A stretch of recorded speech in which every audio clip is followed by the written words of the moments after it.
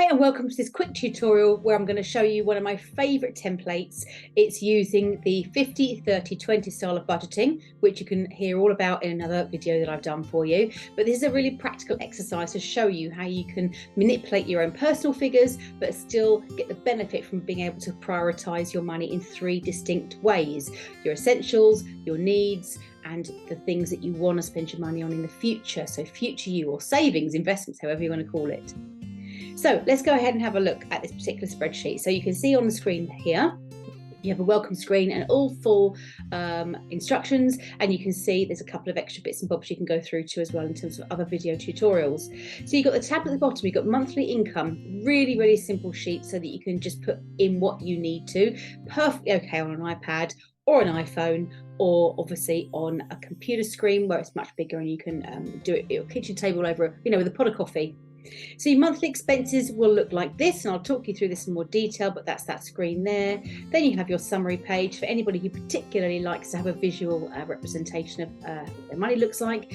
At the very end, a little bonus monthly renewal. This doesn't populate into anything, it just allows you to keep a calendar of when your renewals are due, like your car insurance or your home insurance, etc. So you can make sure you get some new quotes in good time. When you've got those new quotes, you can actually put them into your planning element of your template. So let's go ahead, and I've already pre-filled in some of this information. So I'm going to go on the basis, pretty much like the blog that you might have read or the video you might have seen, on the premise that the income is £3,000. And I'm trying to keep this really simple so it just makes complete sense to you. So £3,000 is the income, and it just happens to be divided into two income sources. We have income one, income two, which you are more than welcome to go ahead and change. My income as you wish. So £3,000 is now going to populate across into monthly expenses. So you'll see monthly balance will have said £3,000 before I started putting in my essential expenses. So across here, I've now listed what my rent and mortgage is, council tax, food, cleaning, everything, all the way down, which, by the way, all of this, much like before, is completely customizable. You can call it whatever you like. And it's going to add it all up for me, even better. So I can see that all of my monthly essentials, or things I need to spend money on, comes in this particular example to 1,728 quid. Okay, that represents 58% of my income. Now, in the 50, 30, 20 rule of thumb, of course, in an ideal world, half your income goes out on your essentials so that you're left with half, out of which you can then split that out into savings and things you want to spend your money on. In an ideal world, 30% goes on things you want to spend your money on and 20% on your savings and investments. But how you split your pie, so to speak, is completely up to you and your personal priorities. Cost of living, crisis notwithstanding. So here you can see in this particular scenario, my monthly essentials actually equal 58% of my total income. I can now see I've got £1,272 worth of money left to play with. How am I going to assign it?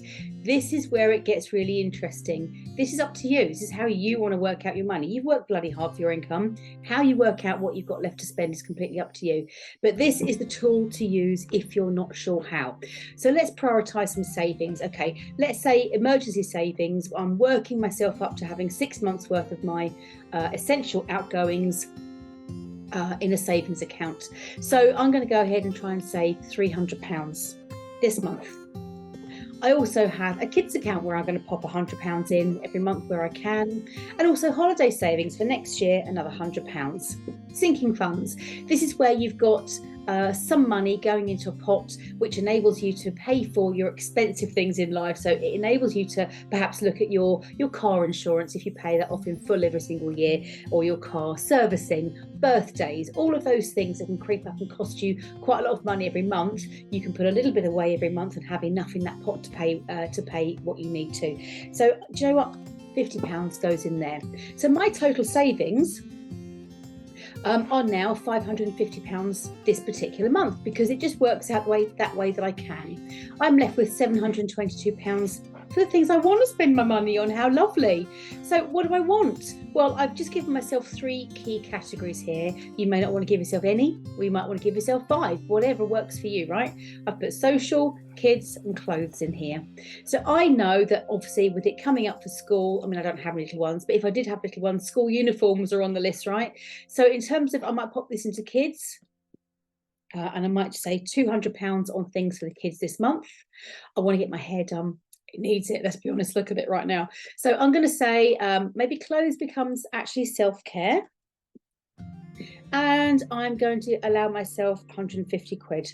Okay, whoops, £150 in my budget.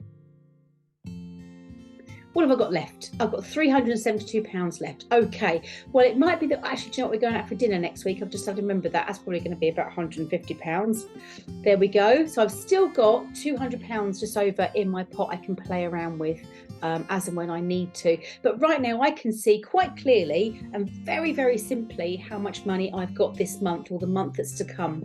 What's really important is, you may have noticed on one of my previous tips, is that when it comes to not knowing mid-month how much money you've got left to spend, really common.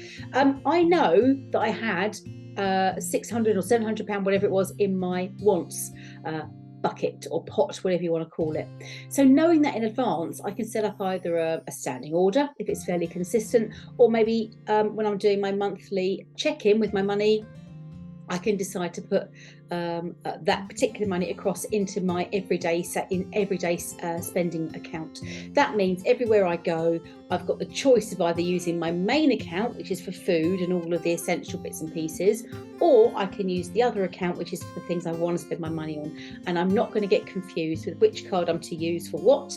And I know exactly how much I've got left portioned out for my social, kids, clothes, whatever it is you want to spend your money on.